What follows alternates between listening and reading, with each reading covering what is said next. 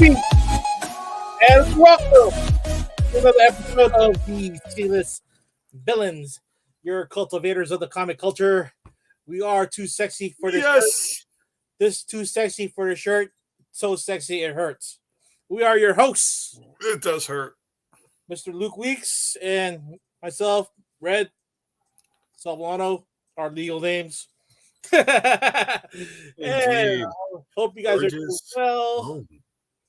And we were expecting E-Man to come and join us because he was supposed to run the show tonight because he had the bullet points.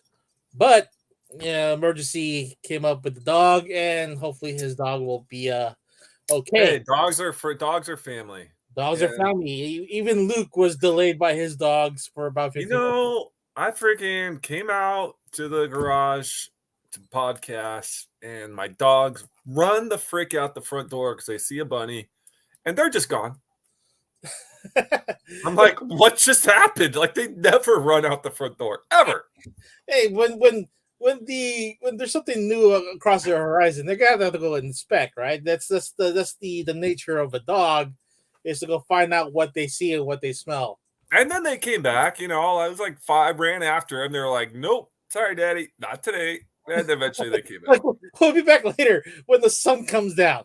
Oh my God. What's up, Dark Mikis or Mikus? What's up, buddy? All right. Yeah. It's my little fur babies are downstairs, so they're probably waiting for me to pick them up, bring them up here. But they gotta hang out there until we're done with this podcast. But I guess the main reason we're here today is was a movie that came out on last Thursday. Spiderverse weekend. Yeah, it's the year of the Spider-Man for now. It's wow. What did you call it, Luke? Was let me go back to our text. Wasn't the darling of Marvel? Crown Prince is Miles Morales, the new Crown Prince of Marvel. Oh yeah, it's Miles Morales, the new Crown Prince of Marvel. That's a pretty. Step aside, Peter Parker. We've got a new prince in town. King Charles is taking the throne. That was a well-written movie as well, and you really. And that, I know I felt it. I felt that like this guy is more important than Peter. It feels that way. It feels like they're pushing that way. That was an intense movie. I do feel that what you're saying, the longest movie trailer ever. Because there was a lot happening. You can tell that they were really, you know what I mean? You had Gwen and you had her story, and then the tie together at the end though was just like, oh wow, yeah, we'll get into that. I mean, there was a lot of story that needed to be told. Also, they needed to establish, I guess, origins and origins here, the hero's journey. I mean, Miles got his proper hero's journey. You already knew what most of the Peter Parker origin story is. Now you get to find out about Miguel O'Hara, Hobie, Gwen, and I can't remember the Indian Spider-Man is. It's hard to pronounce, but they all run. It was awesome. Okay. Go ahead. Who was your favorite? Oh, for me? Yeah. Miles. Okay, Miles and Gwen, put them aside. Because they're 1A, 1B for me. I think for me, the character that most stood out will probably be Hobie, but as far as like supporting character, it'll be Peter B. Parker. The dad. Yeah. Dude. Yeah. With the baby. Oh man. With Mayday Parker. Woo! That was good. Okay, mine. Jessica. The Spider Mom. Oh, okay. Jessica Drew. Drew. Issa Rae's character. She was my favorite. Like she was my absolute favorite. And the animation they gave her was so awesome. I thought honestly she was right after Miles the best animated character. Yeah, I think they really took notes from her comic book series and then really tried to match it up. And she was so I loved her character. It was I could watch a movie with that character. It was Jessica good. Drew, yeah, I really she kind of represented herself as like this mother figure that'll do anything to keep the whole. Oh, did I lose Luke? There, okay. She'll keep the whole group together, and then until you screw up, and then she'll still try to defend you. But then once you get to a point where you can't really, pick yourself up from that mess that what Gwen did, then do you think she'll turn the cheek, or she'll just still have your back by the end of the movie? Yeah, and she was right there in the thick of it, taking blows and jumping on buses, and it was awesome. Well, I was just wondering like how that motorcycle kept on like get thrown around like that, and then not get damaged. And Was it like a is it like a it must be some like Stark Tech bike that like can like transform in and out. I don't know. and then left it at the scene before they kind of transferred over to the next dimension, or that it just disappeared. But yeah, it could be Star Tech. It could be just an extension of her body. But Yeah. I never read up on the Jessica Drew series. No. I never read that. I never read that series, the one with the pregnant Spider Woman. Um I've got it actually.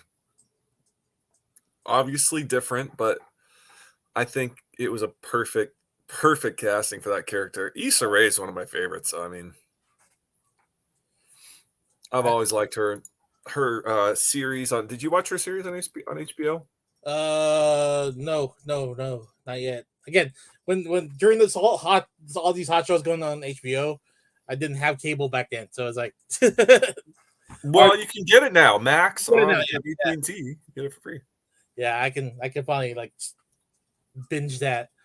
Uh, Herb says I didn't like the intro, 26 minutes of Gwen's background. I think they already explained it in the last one. Okay, that's fair. That's fair. I enjoyed it. The band when she was playing, it was awesome. It just took me right into the Spider Gwen series. Radioactive Spider Gwen. Like you never left the Gwen story from the first movie, right? You just picked up where she left off. Yeah. Even though it was like Yeah. two years later. So they grew up.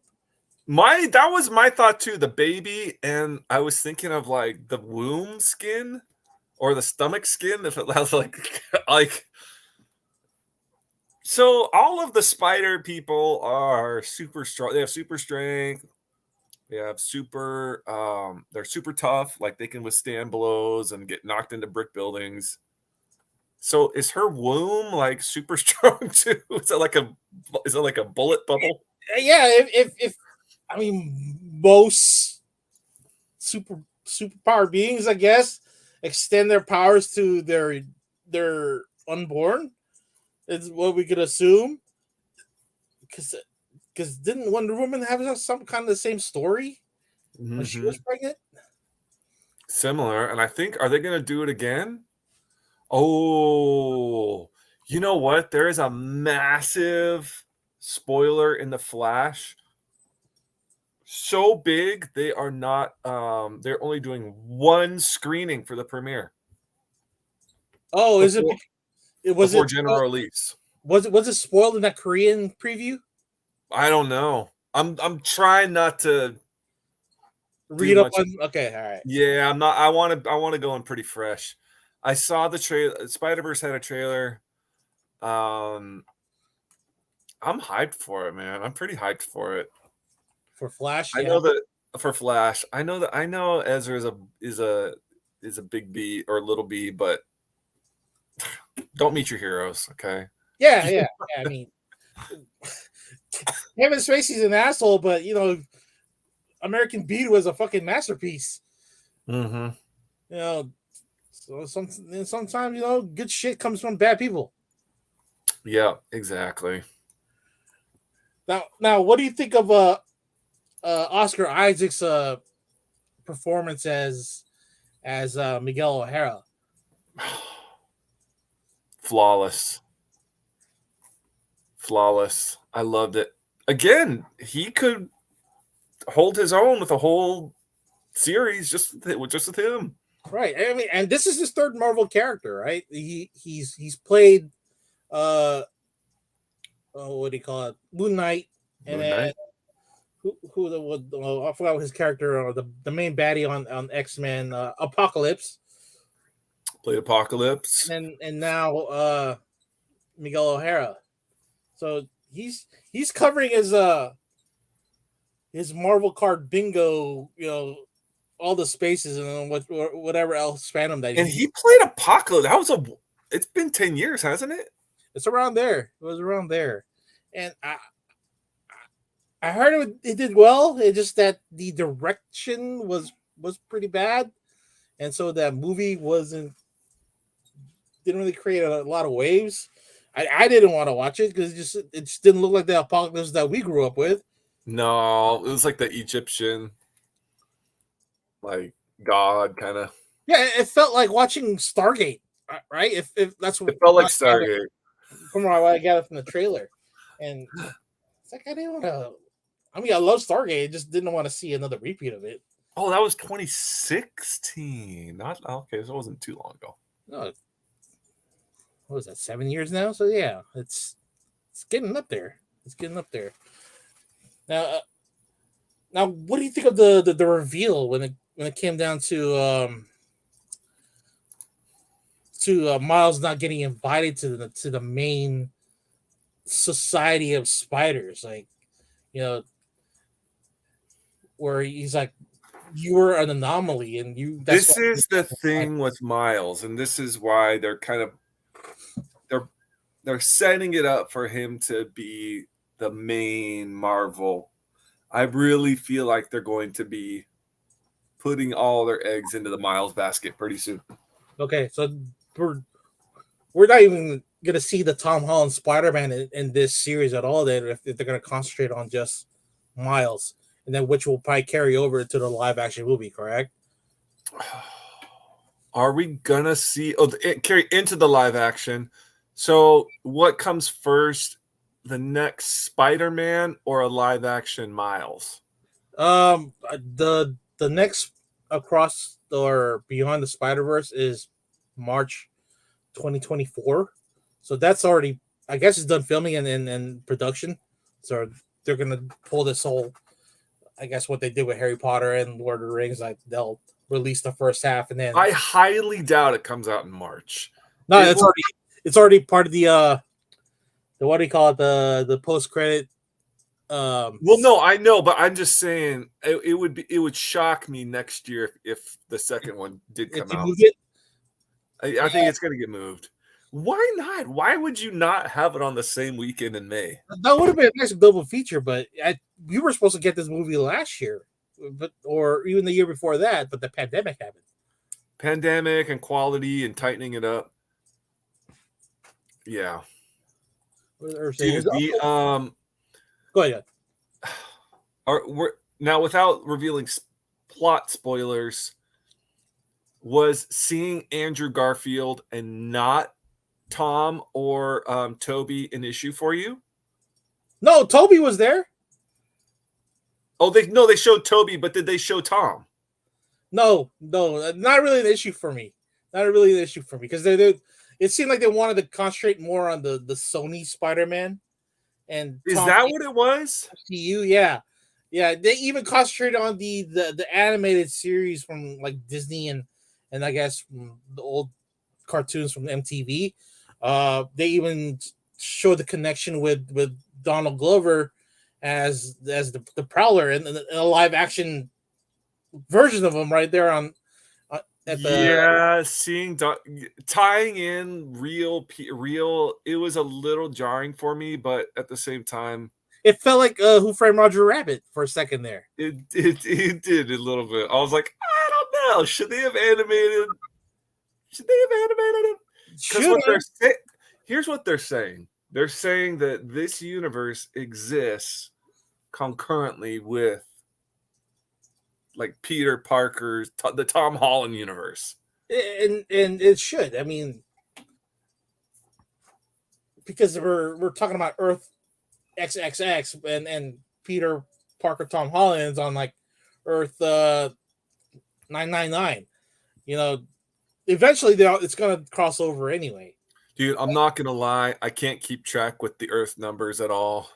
Yeah, I don't think they've been using around books. Gwen's Earth number, Miles' Earth. I'm not. Yeah, 42. However, is easy to remember because that's the same number as a shoot that baseball player. I can't remember the one that Chadwick Boseman played him. Not Jackie Robinson. Not Jackie Robinson, but yeah, that makes it easy though. That number. What's up, Luther? And then what did Herb say? His uncle dying and Spider-Man dying in front of him wasn't enough. His dad had to die too. Well, I know a lot of people had to die. They killed them all. That scene though, when they showed his dad's mural, I caught my breath. I was like, in the theater. It was, dude. Yeah, even the Indian version of Gwen and her dad really is all running parallel with that Gwen storyline. Well, and then all of them have that same thing. Yeah, and they're all looking at Miles like, like you broke that chain, and I think they're trying to make it comparable with the Spider Society with the TVA, because every multiverse needs a policing, needs policing, right? So they need that entity to watch and make sure that. Oh my God, is Spider Headquarters the TVA of Mars? That's what I'm thinking. Yeah. Is Miguel O'Hara freaking Kang? Is he? Kang? Yeah. Oh, was it Kang or who's the lady that ran the TVA? Oh yeah, the head of the TVA, right? Yeah. But like the big person. Yeah. But Spider 2099 was always like that, like the anti-hero.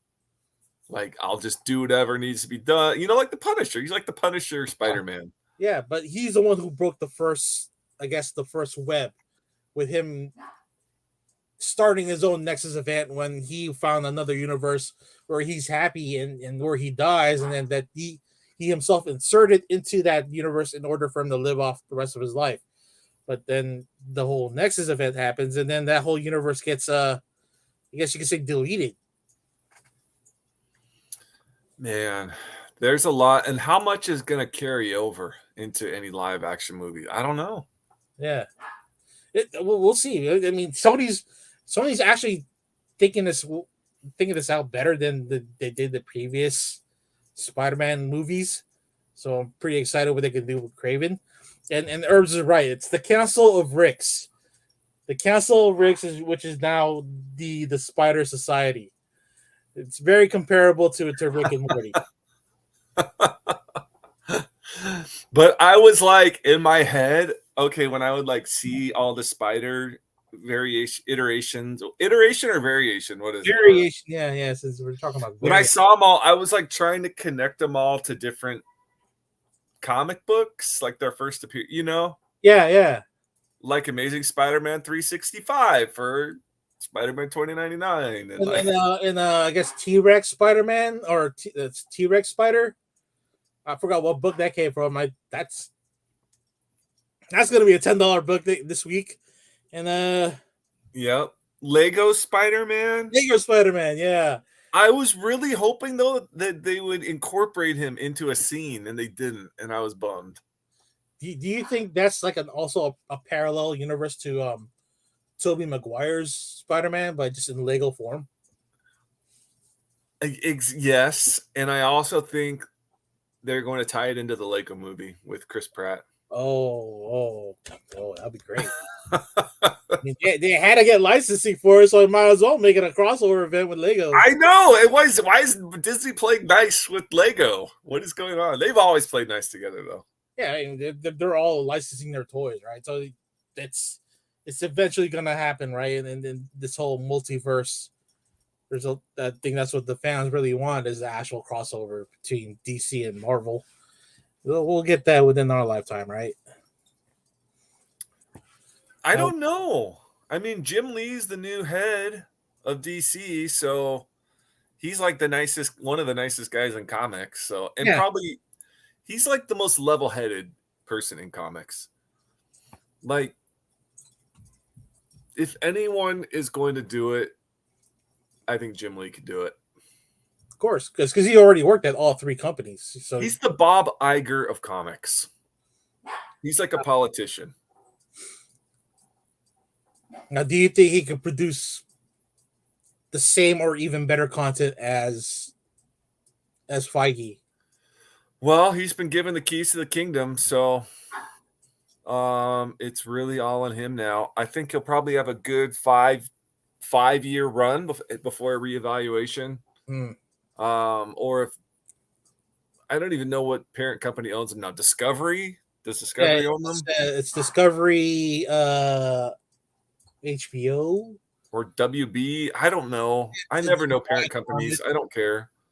Well, hopefully it's less chefs in the kitchen and the actual people that really count that are making the actual content.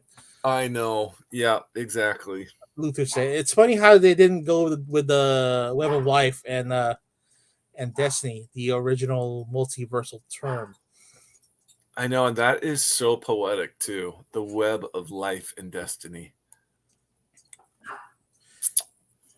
I forgot how Miles put it, or at least how Miguel put it. It just seemed like it was more technical, but it's it was funny to me that interaction where it's like, why don't you just call it the Spiderverse? And because it's all he's showing them the webs, and any broken web will kill off that the universe. Dude, I got to give a shout out also to Calvin Benjamin for the Ultimate 4. Oh, very nice. Thank you, brother. Appreciate you. Very clean copy. Check out his sales. He's always got some good SHIT. Good shit. I guess it's a tongue. Yeah, it was a tongue twister. That's why I couldn't remember it. It was a very web of life and destiny. it was a very long term. WLD. Yeah. What are we missing here? Then at the end, where we find out that Miles had gone to the wrong timeline or dimension. Would you have even thought that, of course, his DNA was changed? I didn't know. I mean, yeah, DNA does change when you get bitten by the radioactive spider, but I didn't know it would come down to being identified for that universe. Here's my this is where it comes down to my really only complaint about the movie is that I just fucking hate Spot. I've never liked that villain, and they're making him like the big baddie. I'm like, wait, what? Yeah, I mean, or is he just kind of the back? Because it felt like he had this huge role, but he was just kind of a background character. He was more of like a C-list villain, really. He was a C-list villain. He was a C-list villain, and he didn't really have any major power upgrades until this movie happened, and now he can control the multiverse with his new upgrades, and exactly. and that poses the danger to Miguel because now again he's got to play the Mr. Time Cop, and he's got to clip all the new webs that he's going to be slinging out there. Exactly. Oh man. Yeah, he was the comedic relief villain. But he somehow is now all powerful and can pull verses together. I don't know. I thought his main superpower was just dropping a dot and then appear somewhere else, and he has no super strength. I don't think he flew, but now that they gave him the serious upgrades, like now he's really somebody not to mess with. Do you think that there's going to be another baddie at the end of this at the second movie, or we're looking at just Well, is who they showed. Are they going to follow through with it? The Prowler Miles at the end, is he going to be a baddie? Or is it going to be like, hey, bestie? Like, that's good. well, remember, Prowler Miles didn't have any superpowers either, but he just ended up being that because his uncle started raising him, and then his dad died in that dimension. So Exactly, yeah. and Dad died and he went crazy. Dude, I do like Miles with the braids though. He does look pretty good. Yeah, he reminds me of Eric Killmonger. Yeah. Yeah, I was kind of digging it, but he had like the scars and stuff. Like, man, this Miles is pretty tough. But I like how the mom was still exactly the same, like all loving, just like she's still the same. Yeah. Do you think she had any idea as far as like or do you think she was banging the uncle by the time that universe happened and the dad died, Jeff died? I was thinking that. I'm not gonna lie, I was like, that thought crossed my mind, but then I went, nah. I was thinking because I did that thought did cross my mind, but then it was just I think they transferred the brother sister energy. They kept that going. Okay, you know what I mean. But you still played the new father figure because of the absence of Jeff. Yes and no. I don't know. Okay, I don't know if I saw paternal quality, fatherly qualities. What's up, fellas? What's up, Ollie? What's up?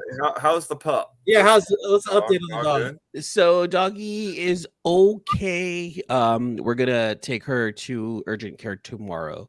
Because we took her to emergency tonight. She did not belong in emergency. Like there was other pets in there that were like having seizures and broken legs, and my puppy's got an ear infection. So they're like, she has a little infection. She probably has a foxtail in her ear. Just take her to urgent care tomorrow. And we're looking around. We're like, yeah, we don't belong here. Like we got to get out of here. So we'll take the puppy in tomorrow. Is it bleeding? No, she's not bleeding. She does have a little bit of discharge though coming out of her ear. Clean it and then give her a collar. Give her that cone for now. The cone. Scratch it. Yeah. No, she's not scratching because it hurts and it's tender. My poor thing. Oh. She's like shaking her head constantly. Yeah, because it'll what do you call it? It'll bulge out the more she scratches it. Yeah, we'll take her in tomorrow though. That's what we're gonna do. What's up, fellas? So what are you guys talking about it? Oh, it's some movie that came out last Thursday. I don't know. It was okay. Yeah, it was all right. Yeah, the movie sucked. Like, look. It was overhyped. All right. The animation was okay. I've seen things better. Okay. Dude, I'm going to murder you in your sleep. Let me tell you something. Okay. The story was convoluted. It was overhyped. Miles isn't even that good of a Spider-Man. I will murder you in your sleep. Look, and you know how much I love Gwen. Like Gwen was mediocre. Like everything, like the best thing about this movie was actually, like the 4 minutes that we got to see the spot, like towards the end. Like, he was the best part of this movie, and even at that, it was kind of terrible.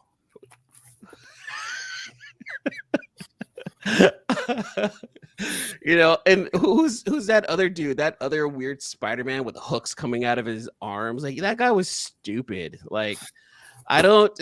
He's like a discount Batman Beyond. Yes, exactly. I felt very much like he was just like a Batman Beyond wannabe. The voice acting was only okay. He sounded like Moon Knight. It was, yes, right. He did kind of sound like Moon Knight. I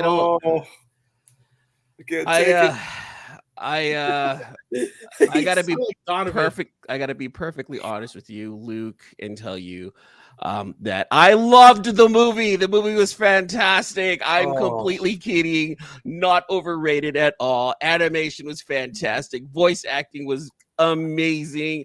I liked how we didn't really know what the movie was really about until like towards the end. You know, there was that plot twist. You know, towards the end, we're like, You have the bullet points, dude. So go. Let's start with your bullet points, and we'll segment this out with the time that we have left. I completely forgot what the bullet points were. Like, I need help. Like, what did I You say? about animation, acting, story. Uh-huh. Like, Okay. Did you guys talk about the animation? Let's get into the yeah, animation of I this think you movie did. right here. Well, go ahead. You want to start? Yeah. Honestly, the first Spider-Man Into the Spider-Verse, that animation was amazing. It truly was. It was something different. It had a very stylized, way of doing like live graffiti. It was great. I actually enjoyed that first Spider-Man. I didn't think that they were going to do anything better. Matter of fact, I didn't think that this movie was going to be I didn't think that this movie was going to be better than the first. I actually felt like they may have rushed into making this just based off of how the last movie was made. Oh, they didn't rush. They took their sweet time because of Exactly though, right? They Like did. it was almost 5 years, right, since we saw the last Spider-Man. So What was that's that? 2018, I believe, wasn't it? December 2018. Yeah. Because I Yeah. remember Rose City 2018, September, his first appearance comic, this one right here, Ultimate Fallout 4, was selling for $20 a comic. 20 to, Oh my God. $20 to $30. A guy had an entire long box of these for first prints for buy one for 30, buy 5 for 100. Hey, let me get that one for 100. There. Let me put on layaway. You gotta add another zero to that, bud. Put it on layaway. Let me get one of those. Dude, I think about seeing that long box full of those for $20 each, and my heart just like gets nauseous. I can only imagine. It was a long box full. It was even hard to get rid of that during the mid to 2010s. They were going for $10-15. I bought mine for 50, and that was at 2016. Yeah, $50. Yep. Well, no, it peaked to like 100, like 2015. It peaked, and then it came back down right around mid 2018. See, for me, everyone's chasing that UF4. For me, it's all about Edge of Spider-Verse 2. Like, I really want the first. Now, I'm not doing it because because of the movie. I'm doing it because I really want one. Like, I really, really do. Oh, signed by Stan Lee. Oh my God. Dude, signed by Stan Lee. Yeah. That's freaking amazing. Yeah. I don't know I don't know if I'll ever sell this. I sell a lot of shit. I don't know if I can ever sell this one. I don't know. You sold me the other one, the first Gwen, which was ASM. First appearance of Gwen Stacy. Yeah, is that one? It's Edge of Spider-Verse 2. That's why I want it, because it's her first appearance. I have like a few of the second prints as the Ghost Spider. But if you want first appearance as Ghost Spider. If you want the original Gwen Stacy, you have to go all the way back to ASM. Oh, okay. My bad. 30, 31, something like that. This is the first variant Gwen Stacy. Actually, no, this is the third one, because the second variant was a clone or a robot that they killed off. Are you serious? Yeah. I remember reading that somewhere. But going back to the animation, right, of this movie, I felt like Sony, or the studio that created this movie, I feel like the studio that did it, not Sony, but the studio itself, they did a fantastic job. I know Amy Pascal is going to take credit for being the main producer behind it, but the studio behind the animated studio that behind the fucking A, dude, they did it such a good job. Help from Pixar, from their writers? No, not at all. Really? Yeah. I don't think they got help.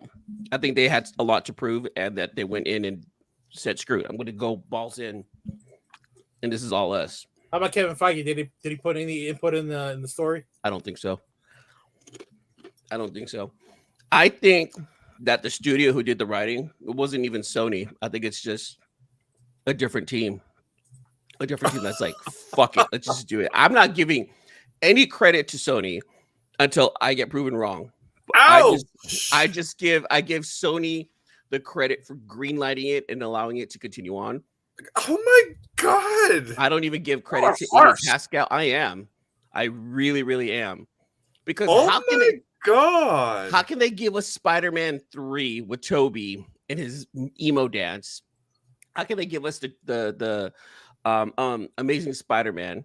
You know, and all of those were kind of like, whatever, you know. And then all of a sudden they give us 2 extremely huge blockbuster hits with Spider-Verse. That wasn't Sony. And then 2 duds with Venom. This was all on the studio that created the movie, not Sony. How did I best put that? Let me go back to my little. Let's see. This movie was like biting into a torta from 2 out of 5-star restaurant, only to find out that torta was infused with truffle oil, wagyu beef asada. Oh. That torta was the best thing you ever touched your lips. Yep. The restaurant is sketchy, but some of their food is bomb. Yeah. Yeah. That was the best way I can describe that. I was not expecting that. I was not expecting it. Nope. The animation, what I absolutely enjoyed, like right off the bat. Okay, here we go. And it's Gwen telling her story again. And what I did enjoy, and I did notice it, and I'm not saying it because of what other people said, I noticed it immediately, was the color palette, the background. It was all radioactive Spider-Gwen. It was her second series.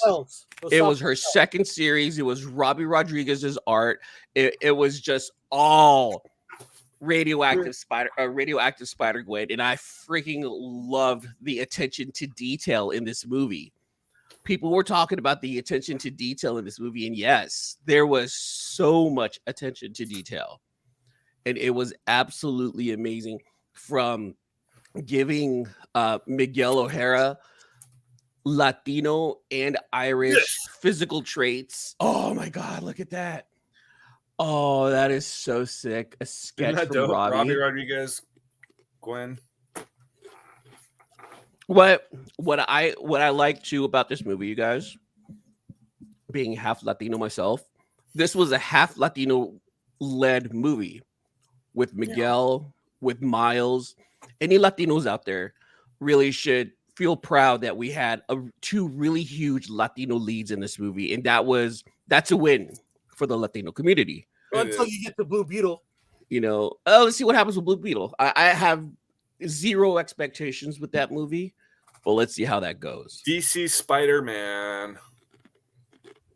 That's what I feel like with Blue Beetle coming out. Like they're trying to make a Peter Parker for DC, which is fine. I mean, it looks like a good movie. I'm gonna go see it. But it was with more Stark Tech involved with that suit on the Blue Beetle. Well, yeah, Blue Beetle like an alien tech. Yeah. Or something. I don't even know. Yeah, I think the animation for this film was kind of messy for me. It was so busy. I mean, yeah, there was great, I guess, focus on the main characters, but sometimes when the action was happening, it just seemed that they wanted to add more, I guess, dynamics into the action. It really fell apart for me because I'm trying to focus on the action, and but there's just so much going on in that. There was a lot going on, especially when they're fighting Paper Vulture. Paper Vulture was like, yeah, that was a great character, but definitely, man, that the art style, great. That was weird. I've never experienced anything like it. Very Da Vinci like, but then it's still messy when it's animated like that. It was, but you know what? I think you could watch it perfect on the new Apple eyeglasses. The Apple Vision Pro. It's only a $3,500 computer How much is phone. $3,500. $350? No, $3,500. $3,500. Wait, not 350. 3,500? Yeah. Yep. They're really trying to do like financing for tech now. Huh? Hold on though. Hold on. Relatively speaking, it's cheap. relatively speaking. Well, how much Hold is on. an iMac? Hold on.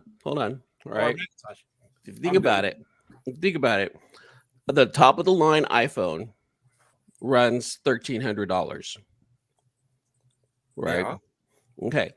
The the 14 Pro Apple Max. iMac Pro, no, the Pro, the computer, when it was launched, that thing was almost $8,000. Okay. Okay. Business expense. All No right. personal people are paying that. Right. The monitor that they were selling that thing for $5,000. So Dude, you're that's like, getting the resolution of that monitor. You're getting the professionalism of a Apple Pro, plus you're getting a lot of the functionality from your iPhone, all mixed into one goggle. The interface. And you're still a part of the Apple ecosystem. Technically, it's a bargain. yeah, I don't know. But I wouldn't get the first gen. I'd wait for second gen. And I probably wouldn't get the Pro because I don't need twin 4K in either eye. I love how we go on tangents, by the way. Like, this show is all about tangents. Like, we're talking comics and all of a sudden get me talking, you bring up tech and No, I think it's good for like single people maybe who are like at home by themselves chilling. But dude, you got like a wife or a husband or a partner, or you know what I mean? The second you put those on, you're gonna get the shit. Like, here we go. The glasses are going on. We're reenacting Demolition Man. We're gonna have sex with this thing on. Yay! Are you gonna go meet your digital wife, honey? Okay. See you later. I'm going to. What was that one trailer we just watched last week? Lawnmower Man. Uh-huh. What the Apple glasses are for. Yep, and then you're gonna put it on, and people are gonna be watching naughty videos, and the lady's gonna like, try and take off the top. What was that movie? She tried to take off the top, but it wouldn't let her. It was like, do you remember that? The kid had the glasses on. I don't know. Google tried it, didn't work out. We'll see if Apple can pull it off. Yeah, I'm sure they've been testing it on kids down in freaking Malaysia for the past 5 years anyway. So I'm waiting for the Geordie LaForge version where you can just put the grill on the glasses. little Geordie LaForge action on there. Just the what do you call it? That'll be my my pieces of flair. I know. So overall, let's go back to the movie because we lose focus. So the movie itself, right? The plot itself. Red, what was the plot? Plot was Miles was the what do you call it? The anomaly, and like before you came on, we were talking about the Spider Society as like their version of the TVA, where they needed to clip those webs in order for them to stop the Nexus events or the disappearance of actual universes, right? Because they didn't fall through the plan. And you know, they find out that Miles is special, and that if he breaks keyword canon event. Yeah, canon event, that they're what's going to happen, and that's what they're trying to prevent. Luke, what did you think about the story? The storytelling. There was a midpoint where it was starting to lose me a little bit, but I was like, "Oh man, I'm sorry. Are they going to lose me?" But then they came back around and pulled me back in at the end. And the scene when they're all in the room with Miguel and Miles is at one end, and they're like looking at him, and even Peter B, he's like looking at him and his daughter. I was like, I get it now. So, yeah, good story. At what point did you guys see? What I like about the movie is like thinking back about it, like there was no real main villain, right? There was no real main bad guy. Yeah, it was just a bunch Spot of good didn't guys. kill anyone or do anything really. Spot was funny, dude. I actually enjoyed that guy. And Luke then watch. watching the trailer, I didn't think he was going to be as big as he was. I thought he was just going to be another side villain, like another comedic. He was a C-list villain. The He original. really was. He really was. But he got the James Gunn treatment in this movie because he leveled up during the movie and he accomplished what he wanted to accomplish. Yeah. Right. And that's Yeah. what I like about a lot of villains nowadays, that a lot of them are actually accomplishing what they're trying to accomplish. So I really enjoyed that aspect of the villain. But like 2/3 of the way, you didn't really know what the villain was. It was just a bunch of good guys trying to stop another good guy from doing good things, because bad things would happen if he continues on doing his good deeds. Yeah, but remember the Spot's origin story goes back to the first movie, which Miles had thrown them a bagel. And A bagel. I need to see that again, though. That was me. That was me. I was like, no, because I don't remember that either. I had a good crowd. You can hear a lot of kids. Oh, I remember that. Oh, yeah. I like a lot of the callbacks. I like a lot of little tidbits. Of callbacks. I like how this movie possibly did fan service better than Endgame did, because they left so many Easter eggs, so many breadcrumbs that led to other stories, to other comics, to other things. When we saw Ben Reilly in that art form, in that very comedic art form, and so dramatic, I don't know what's going on around here. He was freaking hilarious. I freaking loved Ben Reilly in this movie, because this movie knew where to make fun of itself. It knew where to make fun of certain Spider-Man. It knew when to accentuate and make others shine in other aspects. Like, this movie did a lot of that without having a villain. They also made other Spider-Man weak versus Peter, not Peter, but Miguel and Miles. They were like the strongest characters on that. Yeah. Oh yeah. The society. What's his name? Well, I give the strength to Miguel, but the speed to Miles for sure. Yeah, and that's one thing too. I'm glad that we didn't get like a Peter Parker in his prime. Otherwise, he would have been up there with him. We got a middle-aged Peter Parker with a family and a kid. We got him, and I'm sure a lot of the fans that followed the comics where he has his kid are absolutely love that. I'm hearing from some friends who actually follow the comics are like, yes, I'm glad that I got a middle-aged Peter Parker, because we never got a middle-aged Peter Parker. We always have a teenager in high school Peter Parker. We don't have a grown-up Peter Parker.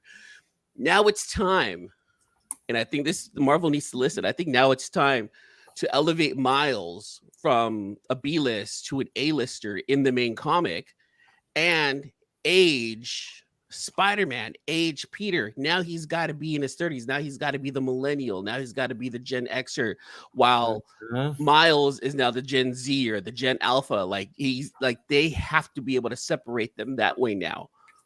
And I'm hoping that this movie is going to shoot that into the Marvel world, into the main 616 comic line. And do they have this Miles jump into live action? How sick would the crossover be? I don't even know. I know it's probably too much to ask, but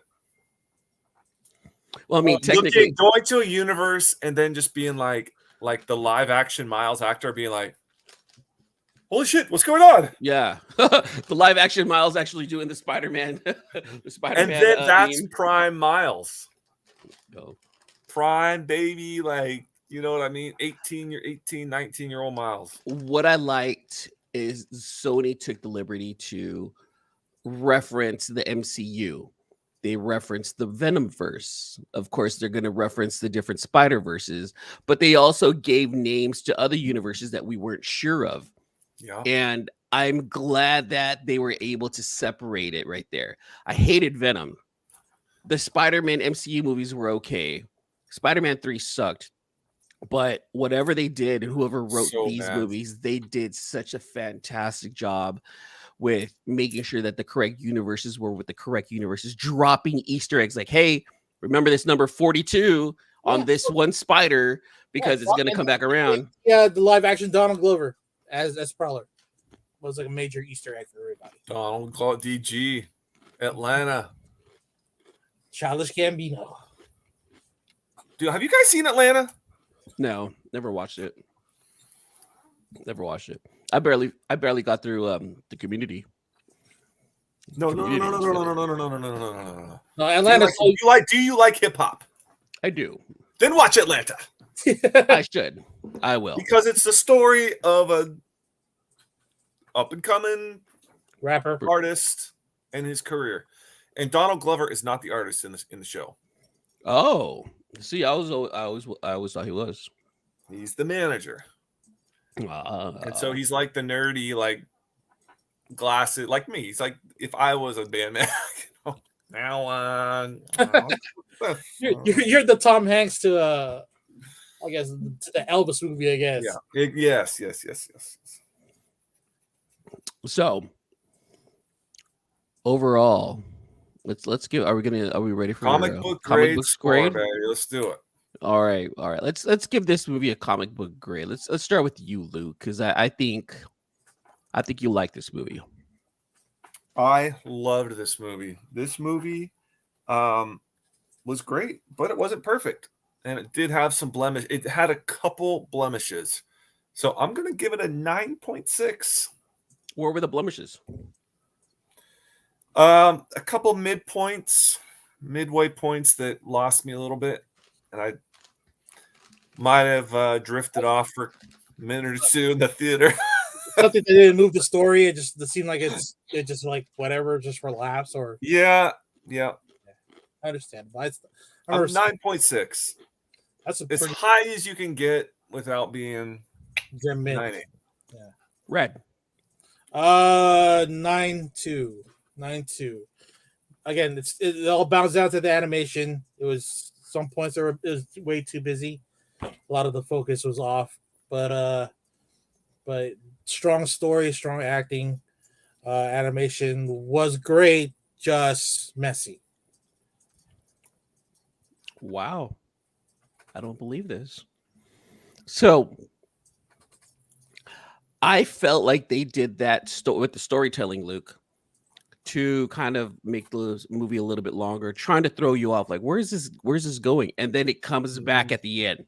Like, oh, snap. That's why this happened. That's why that happened. Okay. Because, yes, I'm with you. There were some parts where I'm like, why are they doing this? What's going on? What does this have to do with and then they bring it back towards the end, like, oh, okay, they wrapped it up nicely.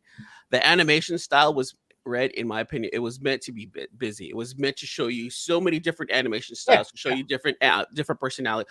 I freaking love Spider-Punk. Bobby, that dude. I freaking love that guy. He's the hero of this movie, by the way. He's the hero. He is. He gave the bracelet. Yes, he's the hero. He is the rat that let. Wait, is it Brody or Bodie? Hobie. I keep forgetting. I don't read I don't read any of the Spider-Man movies. I didn't even know Spider-Punk was black. Is he black? Like in the comics? You know what? I don't read. It's not like it matters. Yes. No. Yeah. He is. Yeah. Dude, it threw me off. I was like, whoa, wait a minute. He's black. I didn't know he was black. I don't care, though. That was so dope. I absolutely loved Spider-Punk. It reminded me of Russell Brand. Yes. In a he's good the way. English punk. Yeah. So I absolutely love that. Made by Daniel Kaluuya, Hobie Brown. What else? I freaking love the pacing. I did like the pacing. I did, even though it kind of threw me off. I really enjoyed the pacing. I'm going to give this movie a 9.8. I'm going to give this movie a 9.8 because I thoroughly loved everything about it. And there's only and the Empire Strikes Back vibes. I feel that. Yeah, when Empire Strikes Back vibes, totally. When you're saying this doesn't have to end with a happy ending, but it ends with a cliffhanger. Yes, it is with the cliffhanger where a main guy is captured and like you don't know what's going on with him. And on top of that, it's a nice nod, in my opinion, it's a nice nod to when Tom Holland's Spider-Man was talking about, hey, you guys remember the old movie Empire Strikes Back, and he was talking about wrapping the legs of Scott. Yeah, that's a kind of a reach, but I get you. I get you. I made that connection. I'm not saying it is the connection, but I made that connection right there, and I really like that. So the only reason why this movie is not getting a 9.8 or a 10, and this is the only reason, is because there's a part 2 coming. Okay. This is the first part of a 2-parter. Now, if part 2 sticks the landing, I reserve the right to come back and change this to a 10. Reserve judgment? I do. Okay. So you want to revise your grading when you see part 2. Yes. Yeah, you get the average. Yes. Today's the Yes. I want that right, because this is part 1 of this part 2 right here. And even if it's more of Return of the Jedi rather than like a Empire Strikes Back 2, where it ends like on an even bigger cliffhanger, like where I think Miles's mom's gonna die in the next one. You know, the story doesn't have to be that dad has to be a captain and then dies. Yeah, they're already changing it. Look at Aunt May, she died for that Nexus event, I guess. So well, in this universe, it's called a canon event, no? Canon event, yeah. Canon event, you know. But this is another thing that another reason why I'm not giving it a 9.8 is now we have a third introduction to a multiverse that doesn't have anything to do with anything, you know, and it could be a good thing. Some people might like it because it's not tied to the MCU, but some people are like, well, hold on, wait, the MCU kind of started the multiverse thing. We have 3 different breaks in how the multiverse works, and we don't know exactly how it works because we got it from Loki, we got it from Doctor Strange and Spider-Man, and now we have it from Spider-Verse. So what is the real thing that caused the true multiverse to open? Was it the Collider? Was it Doctor Strange? Or was it Kang and Scott? Or Kang and Loki? So it's a little off right now. At the end of Shang-Chi, it could be that blip right there. You know what? It could be, because we don't know what the bracelets do. Leftover Venom scum at the end of Spider-Man. That has yet to pay off. Yeah. And what's cool is that we got a universe for that Spider-Verse too, which was good. I'm glad that Sony was like, all right, this is, I think, Spider-Verse like 1506 or something like that. Yeah, because remember they did a little scene with the Spot and I guess that lady who ran the little bodega, from Venom. So you know they gave it that connection there anyway. So now we're seeing all the webs being spun and then having the relationship between all the characters there. So I reserve the right to change my scoring next March. You can say that's fine. We're not like, you know, professionals at this job, this whole podcast thing. Your opinions do change. We've been doing this for 3 years. I think I'm allowed to make that change. All right. Yes. I think we're doing. And Luther, the actress you're talking about is Zazie Beetz, and I think Zazie, the big dude that's in Atlanta, also voices the dad on the Spider-Verse. And he's in Eternal. He's in the Eternal, and he was on that Bullet Train with Yeah, I love him. He's a great actor. Yeah. Wait, was he Tangerine? He was Tangerine. Tangerine and Lemon, two of the greatest. They have to be up there with some of the best duos in movies. I freaking love like, Tangerine. Like Julius and then what's his name? On Pulp Fiction. Marcel, Julius and what was John Travolta? Them two. Them two. Yes. Yeah. I know. I just came in and I completely took over the show. You guys, please leave. No, you're supposed to be running the show because you had the bullet points. Yeah. Oh yeah. I just had my mind on my puppy, but yeah. I think overall, I think we all somewhat at least enjoyed the movie. It sounds like the two of you may think it was a little bit more overrated than me. Maybe I'm just going overboard with mine, but I truly enjoyed it. And maybe because I had a good crowd. Did you guys have a good crowd, or was it did you guys have like a boring crowd? My crowd was pretty decent. I had one female in front of me that actually knew her Spider-Man mythos. Okay. So she for every time there's a new Spider character on screen, she got excited. It's like, okay, she knows her shit. That's great. It's good to have somebody in the hobby with me in this theater other than just the kids. Vince, thank you, Slumboards. Vince. I was gonna say Vincent Marcellus Wallace. No, that's Oh not no, Marcellus Wallace was a What does Marcellus Wallace look like? Does he look like a bitch? Why trying to fuck him like a bitch? Yes, you did. Yes, you did. Well, we got 11 months, boys.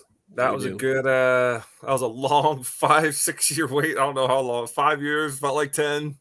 It feels like they were doing this back to back too. Huh? So it feels like they're creating both of these movies. Yeah, they already finished the last movie anyway. I was gonna say, now here's the thing. Do you think the writer's strike is going to affect Across the Spider-Verse, or do you think it's done? Done. It's done. It's the animator's job now to clean it up.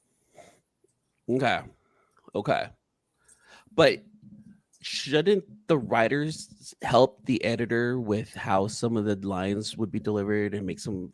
No, because you need the fine tuning of a writer. Though it might be finished. I think they worked on both projects at the same time, so they're just waiting for the release date. They're just sitting on it with the film already in the can. So with movies going from movie theater to streaming in a month and a half now, why wait a whole year? Why not just give us Across the Spider-Verse in October? Oh, like why like they did with the Harry Potter? Or like what they did with Endgame. Endgame, we didn't have to wait a year, did we? We waited at least a year with that one. Maybe 11 months, but still. Yeah. Oh, okay. All right. Okay, never mind then. We gotta wait 10 months. I'll shut up. You gotta build the hype. Build it up. Yeah, you gotta build the hype. If people forget, then when they come back with the commercials, like, oh shit, I forgot about that. I'm looking forward to it. So comparing apples to oranges, what was better? Across the Spider-Verse or Guardians 3? What wins this year, sir? You mean the right now for the superhero comic movie genre? Yeah. For me, it will probably be Guardians. What about you, Luke? Guardians or Spider-Verse? I'd go Spider-Verse. Because Ant-Man was kind of meh, but I still enjoyed it. You know what? I didn't think Ant-Man was bad. It was okay. It wasn't terrible. Okay. Yeah. It was a mismatch. It was fun. It was still fun, but it just was a mismatch. But for me, I'm gonna have to go with Spider-Verse. Just because I love the animation, the voice acting on it. You felt it. You know, it didn't feel like someone was reading a line. You actually felt like the parents were being parents. You felt, Miguel, he was really into saving the Spider-Verse. A Spider-Punk was a total anarchist. I freaking love that guy, dude. That guy is amazing. Anarchist. Haley Steinfeld did a fantastic job as Spider-Gwen. Fantastic, phenomenal, great voice acting with her. She did a good job. I do want to say that Spider-Verse for me is number 1, and then Guardians 3. Well, until you see Transformers this Friday, and then Flash in a couple of weeks. Yeah. So far, it. See, like, I want to give Flash a genuine, score. And I'm going to do my best to say, okay, let's just take this as a movie. We all know what a shit job Ezra Miller is. We know how fuck that guy. But how is the movie itself? Because I have to remember that this movie is not just Ezra Miller. It's the thousands of people that actually put this movie together, plus the supporting actors. I personally want to see Sasha Kaye as Supergirl. I want to see what she can do with this character. Yeah, she looks badass. She does. She really does. And then to see Michael Keaton don the Batman again. And I want to see how Batman and Batman meet. Are we gonna have a spoiler? They won't. But we'll is the spoiler gonna be a little introduction into what the Batgirl movie was supposed to be about? Oh, well, no. What do you mean with spoiler? Are you talking about the secret ending that they're trying to keep secret? Yeah. I believe I'm going to stick with this right here.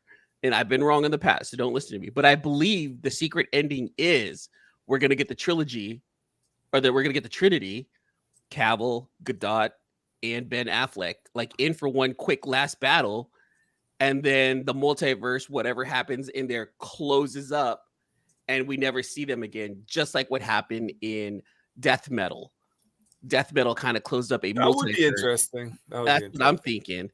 And maybe Wonder Woman dies and she becomes that god that happened in Death Metal. And then even stretching it out, maybe we get the Batman Who Laughs. That would be interesting. What if we get an introduction to the Batman Who Laughs now? Well, I just want to see the guy who laughs. I just want to see that guy. Ho, he, ha, ho, ha, ha. And I thought my joke. I don't know if we're going to get the Batman Who Laughs in cinema. No, I don't think we're ever going to get him in live action. But I hope nice. we will, but I don't think we will. Because he's a very interesting character. Think about it. It's the he's the psychoticness of Joker with the mind, the smarts of Bruce Wayne. They're all Bruce Wayne. I remember. I still remember that conversation you had about Robin King. They're Bruce Wayne. They're all Bruce Wayne. They're all Bruce Wayne. Robin King. Are they Bruce Wayne's from every dimension that they could come to that? I don't know, but we'll find out. The kings of Bruce Wayne. We'll find out on the next episode of the C-List Villains podcast. Right. Well, next week it's Transformers review. Yep, Transformers. And hold on, is next week? Wait, hold on. I believe we have a guest next week. Let me verify. It's Chin. Who do we have? Chin. Oh, that's right. So next episode, you guys, we're going to be talking a little bit about.